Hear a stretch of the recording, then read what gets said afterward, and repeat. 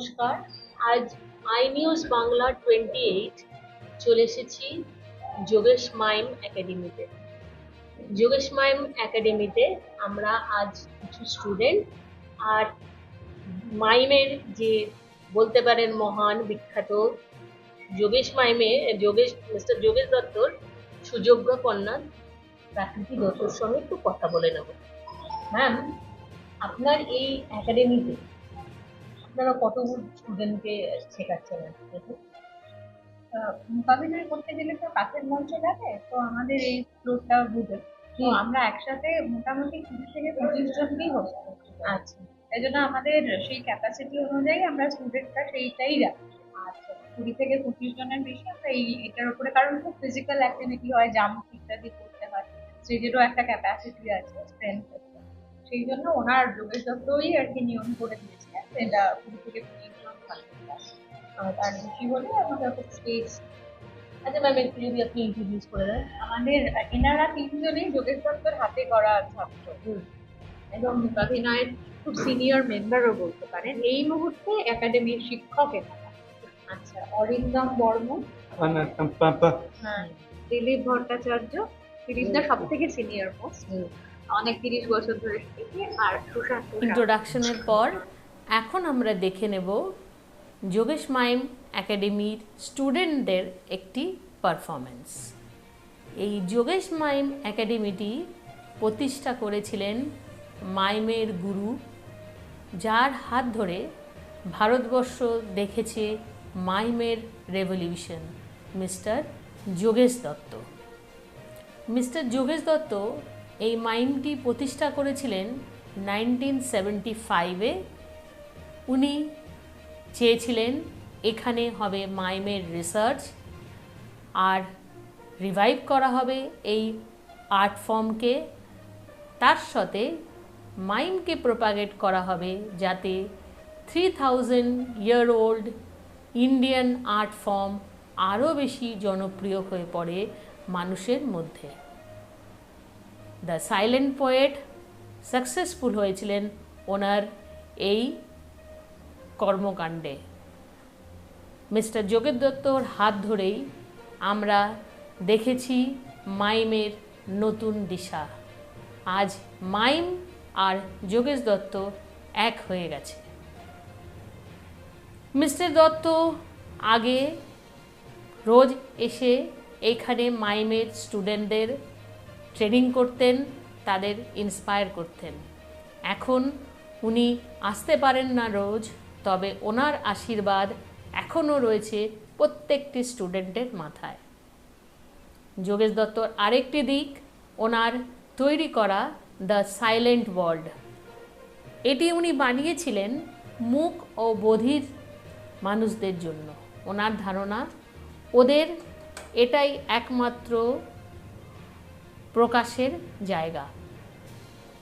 এখন আমরা দেখতে পাচ্ছি ওদের দ্বারা পারফরমেন্স মূক আর বধিরদের, তবে তার জন্য উনি কোনো পারিশ্রমিক নিতেন না।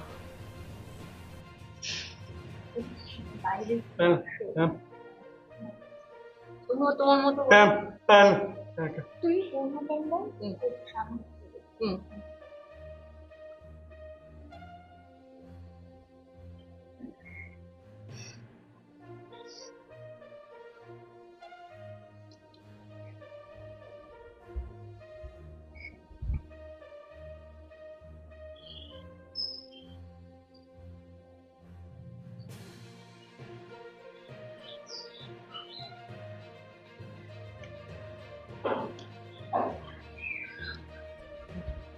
বললো আমি যখন প্রথম এসেছি এখানে, তখন আমি এসে যখন মাইম শিখছিলাম আমার গুরু যোগেশ দত্ত, প্রথমে আমি পারছিলাম না, সে আমাকে আশ্বাস দিয়ে করিয়েছে।